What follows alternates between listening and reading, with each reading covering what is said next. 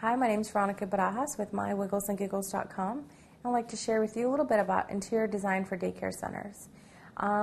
Of course, as silly as it sounds, a lot of people forget to take our little ones into consideration when designing the inside of your center. So if you've already have a center that's been established, or if you are looking into building a center yourself, just take into consideration the height and the requirements for the little ones that are going to be walking around.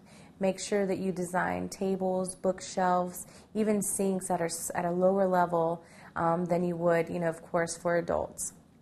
A lot of the times you want to kind of make everything and kind of make it to where it all kind of flows together so that it's easy for parents to come in and out, for the kids to, find their classrooms easily, for maybe kind of like an open layout so that classrooms have easy access to outside, also easy access to have in case of emergencies, things like that. So just kind of think of the layout, how you're designing things to make a nice even flow and to make sure that it's all safe.